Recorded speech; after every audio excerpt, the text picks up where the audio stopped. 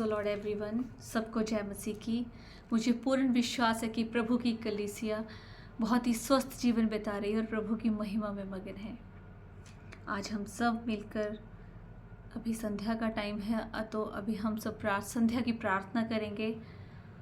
तो आप भजन संहिता अध्याय 141 संध्या की प्रार्थना निकाल सकते हैं। तो आज हम सब मिलकर संध्या की प्रार्थना करेंगे। हे यहोवा, मैंने तुझे पुकारा है, मेरे लिए फुर्ती कर। जब मैं तुझको पुकारूं तब मेरी ओर कान लगा। मेरी प्रार्थना तेरे सामने सुगंध धूप और मेरा हाथ फैलाना संध्या काल का अन्न बलि ठहरे। हे यहोवा, मेरे मुख पर पहरा बिठा, मेरे होठों के द्वार की रखवाली कर। मेरा मन किसी बुरी बात की ओर ना फिरने दे, मैं अनर्थकारी पुरुषों के संग दुष्ट कामों में ना लगूं और मैं उनके स्वादिष्ट भोजन वस्तुओं में से कुछ भी ना खाऊं। धर्मी मुझको मारे तो ये कृपा मानी जाएगी और वह मुझे ताड़ना दे तो ये मेरे सिर पर तेल ठहरेगा। मेरा सिर उससे इनकार ना करेगा। लोगों के बुरे काम करने पर भी मैं प्रार्थना में लवलीन रहूँगा, मतलब प्रार्थना में मगन रहूँगा। जब उनके न्यायी चट्टान के पास गिराए गए तब उन्होंने मेरे वचन सुन लिए, क्योंकि वे मधुर हैं। जैसे भूमि में हल चलने से ढेले फूटते हैं, वैसे ही हमारी हड्डियाँ अधोलोक के मुंह पर छितराई हुई हैं। परंतु हे यहोवा, मेरी आंखें तेरी ही ओर लगी हैं। मैं तेरा शरणागत हूँ, तू मेरा प्राण जाने ना दे। मुझे उस फंदे से जो उन्होंने मेरे लिए लगाया है और अनर्थकारियों के जाल से मेरी रक्षा कर। अर्थात जो फंदा जो उसके शत्रुओं ने उसके लिए लगाया है, उन्होंने मेरे लिए लगाया है, उन्होंने जो उसके लिए लगाया है, और अनर्थकारियों के जाल से मेरी रक्षा कर। और जो हमारे खिलाफ चालें चलते हैं, जाल बुनते हैं, उन सब से हमारी रक्षा कर परमेश्वर। दुष्ट लोग अपने जालों में आप ही फंसे और मैं बच निकलूं। आमीन। इसमें बोला गया है कि जो भी जाल मेरे लिए बिछाए हैं, जो भी चालें दुष्ट लोगों ने मेरे विरुद्ध चली हैं, वो उस चाल में और उस जाल में वो खुद ही फंसे। ये प्रार्थना यहाँ पे की गई है। प्रभु की कलीसिया बहुत ही समझदार है, प्रभु के वचनों पर चल रही है, लेकिन हमारे विरोधियों की कमी नहीं है, हमारे साथ दुष्टता करने वालों की कमी नहीं है। तो इसलिए इस प्रार्थना में बताया गया है कि परमेश्वर जो भी मेरे विरुद्ध जो चाल चल रही हैं, जो मेरे खिलाफ जो जाल बिछाया हुआ है, उस जाल में मेरे विरोधी खुद फंस जाएं। अपने बिछाए हुए जाल में वो खुद फंस जाएं। जो मेरे विरुद्ध वो व्यर्थ की जो उन्होंने चालें चली हैं, उन चालों में वो खुद चलें। इसलिए कहते हैं कि अगर दूसरों के लिए गड्ढा खोदेंगे तो उसमें पहले कौन गिरेगा? पहले हम खुद गिरेंगे। इसलिए व्यर्थ की चालें किसी के लिए भी मत चलो, किसी के लिए मत चलो। व्यर्थ की चालें चलने से बचो, क्योंकि उस परमेश्वर के कटघरे में हर एक जन को जाना है और अकेले अकेले जाना है। तब चाल चलने के लिए हमारे साथ कोई नहीं होगा। जब हमसे परमेश्वर पूछेगा कि हाँ बताओ अब चाल चली थी, तब हम एक्सक्यूज़ देंगे। परमेश्वर, उसने भी मेरे साथ ऐसा किया था तो मैंने उसके विरुद्ध चाल चली, उसके लिए षड्यंत्र रचा, उसके लिए जाल बुना। तब परमेश्वर हमसे कहेगा, वो जिंदा खुदाबंद हमसे पूछेगा कि जब उसकी बारी आएगी तो उसको पूछेंगे लेकिन तूने ऐसा क्यों किया? तब आपके पास क्या जवाब होगा?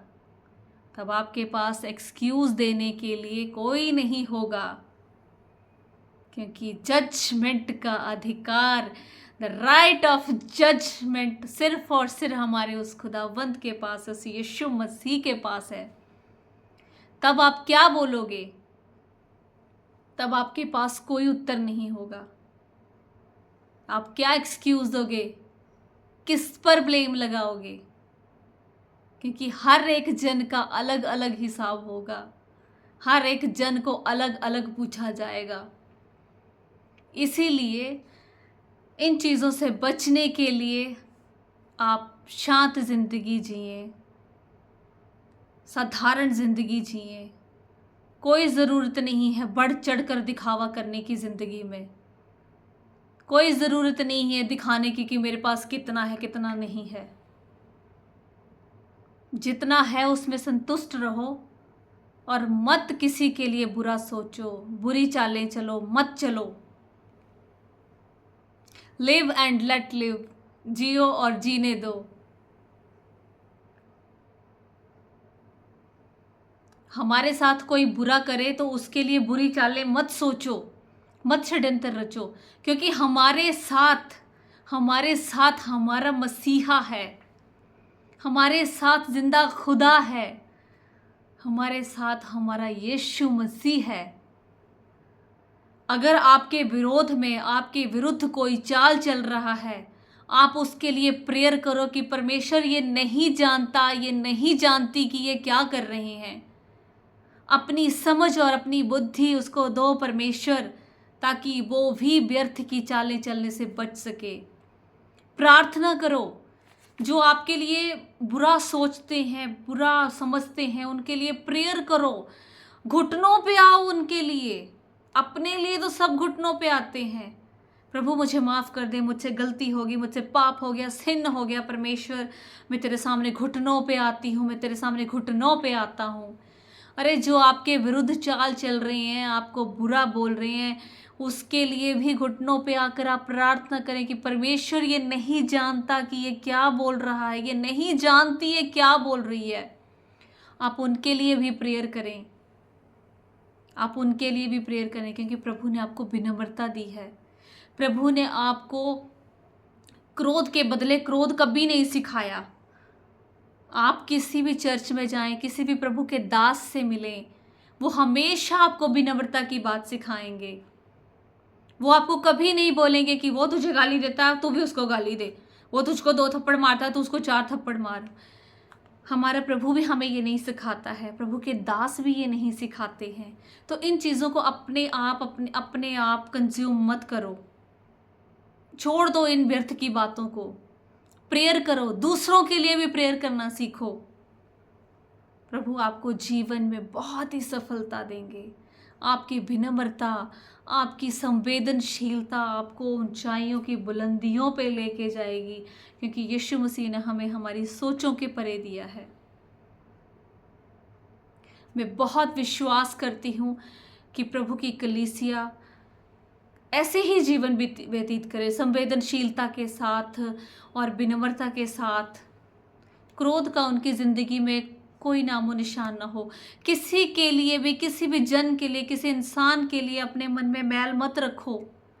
अपने मन में, अपने दिलो दिमाग में सिर्फ यीशु को रखो। हमारा शरीर उसका मंदिर है, अपने मंदिर को साफ रखो। अगर हमारा मंदिर साफ है तो सोचो कि कितनी पीसफुल लाइफ है वो, बहुत पीसफुल लाइफ है। अपने मन में छल कपट, गुस्सा, नाराज़गी कुछ मत रखो। अपने मन को, अपने शरीर को, अपने दिल को, इन सब को अपने परमेश्वर के लिए रखो, क्योंकि हमारे रूह में हमारा परमेश्वर बसता है। लेकिन उस रूह में हम किसी के लिए अगर गुस्सा बसा के बैठे हैं, कोई गलत चाल चल के बैठे हैं, कोई जाल बुन के बैठे हैं, तो वो कैसा मंदिर है? क्या वो एक अच्छा मंदिर कहलाएगा? नहीं। अपने इस अंतरात्मा वाले मंदिर को साफ रखो, क्योंकि इसमें हमारा यीशु बसता है। यही हमारा मंदिर है। अपने मंदिर को हमने बिल्कुल साफ रखना है, निष्कपट रखना है।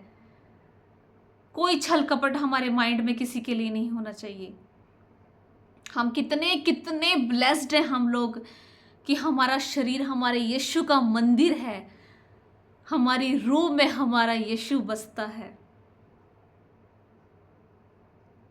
इन चालों से और छल कपट से बचना है, क्योंकि जजमेंट के टाइम पे जवाब नहीं आएगा। उस खुदाबंद को देने को आपको जवाब नहीं आएगा। हम कुछ नहीं बोल पाएंगे उसके आगे। कोई साइड पे नहीं खड़ा होगा ब्लेम लगाने के लिए, कोई भी नहीं। तो मेरा पूरा विश्वास है प्रभु की कलीसिया ने आज अपने आप से ये पक्का की है कि परमेश्वर हमें दुष्टों की चालों से बचा, और हम भी ये वादा करते हैं कि हम किसी के लिए चाल नहीं चलेंगे, किसी के लिए जाल नहीं बुनेंगे, किसी के बारे में बुरा नहीं सोचेंगे।